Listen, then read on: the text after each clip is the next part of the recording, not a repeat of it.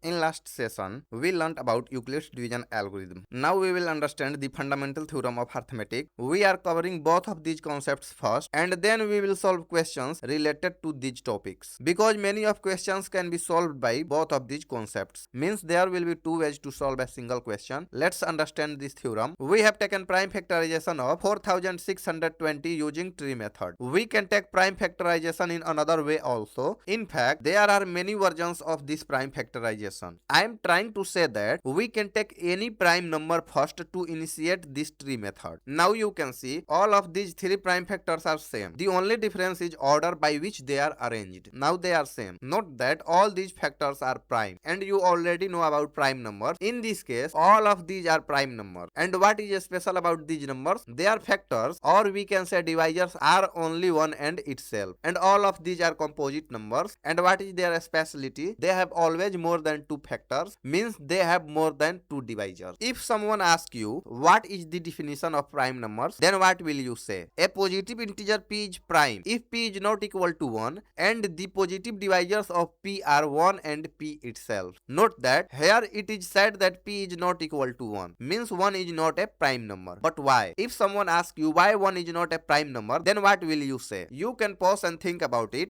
Okay, if you don't know, we will find it soon. But for now, just tell me the definition of fundamental theorem of arithmetic. The process we seen right now is called the fundamental theorem of arithmetic. Let's write it down. Every composite number can be expressed as a product of prime numbers. And also this factorization is unique except the order by which prime factors are represented. What does it mean? We just saw that the prime factorization of 4620 can be represented in three different ways. In fact, we can write it in hundreds of forms. But when we arrange these prime factors in ascending or descending order, then we find that all of these are equal to each other. This is the fact that we have been told in the theorem. Means if we avoid the order of this prime factorization, this will be unique. It was all about fundamental theorem of arithmetic. Now let's understand why 1 is not considered as a prime number. 2 can be factorized as 1 and 2. 11 can also be written as 1 into 11. But what about 1? We can also factorize 1 as 1 into 1 because 1 into 1 is 1. Now let's assume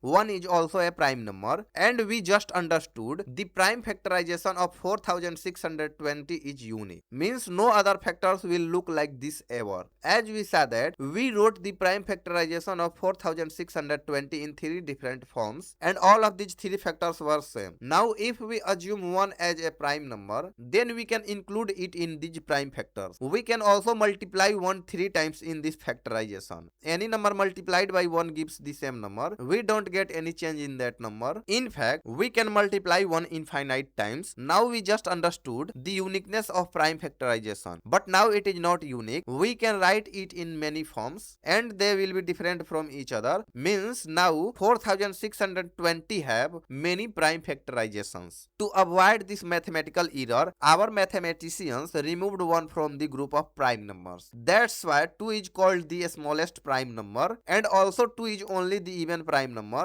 Means all other prime numbers except 2 are always odd. If you notice, you will find a problem, and what that problem is, tell me which concept came into existence first, fundamental theorem of arithmetic or definition of prime numbers. Because according to fundamental theorem of arithmetic, 1 is not a prime number because it breaks the rule of uniqueness of prime factorization. Means we removed 1 from the group of prime numbers on the basis of fundamental theorem of arithmetic. On the other hand, we can say the definition of prime numbers was invented first. Means we did not consider 1 as a prime number from the beginning of the concept of the prime number. Means we already considered that 1 is not a prime number. And then on the basis of prime numbers, we defined fundamental theorem of arithmetic. In mathematics, every concept and theory is derived from other concept or theory. Means we already know that this concept came first and then we created another theory with the help of this first concept. Means this is a two-sided thing. We cannot say that which came first, egg or hen. Now this conflict is up to you. Solve this puzzle by yourself.